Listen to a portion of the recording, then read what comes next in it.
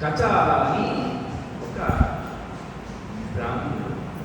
అది ఆ కచ ఎవరి పుత్రుడు అని అంటే దేవతా గురువు అయినటువంటి బృహస్పత్యాచార్యుల వారి. సరిగ్గా వినాలి, ఇంట్రెస్టింగ్, చాలా ఇంట్రెస్టింగ్ వినాలి. దేవతా గురువు అయినటువంటి బృహస్పత్యాచార్యుల వారి కొడుకు అయినటువంటి కచ తాను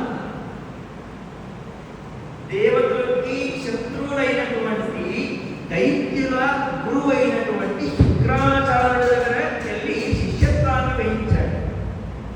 అంటే వాళ్ళకు వీళ్ళకు పడదు. బృహస్పత్యాచార్యుడు దేవతా గురువు, శుక్రాచార్యుడు దైత్యులకి గురువు.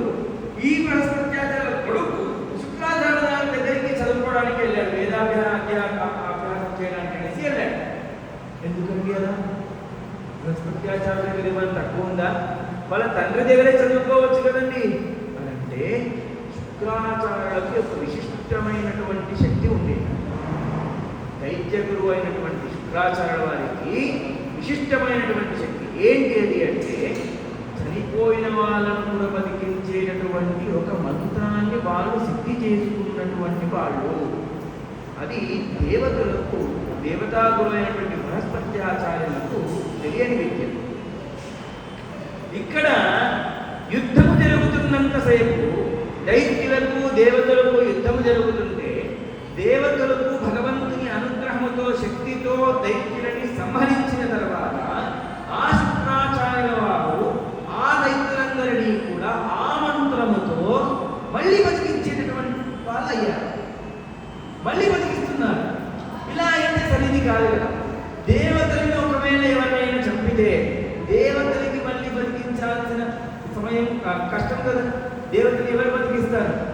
అందుకని ఆ విద్య మన దగ్గర కూడా ఉండాలి అని అంటే ఎవరు వెళ్ళి నేర్చుకోవాలి? బృహస్పత్యాచార్యుల వారు ఉపదేశించారు. ఎవరు వెళ్ళి నేర్చుకోవాలంటే బృహస్పత్యాచార్యులు నా కొడుకుని పంపిస్తాను అని చెప్పేసి ఈ కచని ఆ శుక్రాచార్యుల దగ్గర వెళ్ళి ఉపదేశం చేయించుకునిరా అని చెప్పేసి వెళ్ళదు.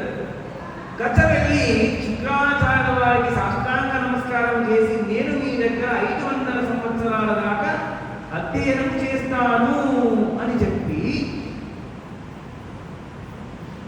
1000 సంవత్సరాల దాకా నేను మీ దగ్గర అధ్యయనం చేస్తాను అని చెప్పేసి ప్రార్థించంగా సరే అని చెప్పేసి శుక్రాచార్యుల వారు అంటారు, నువ్వు నా శత్రువుల ఒక గురువు అయినటువంటి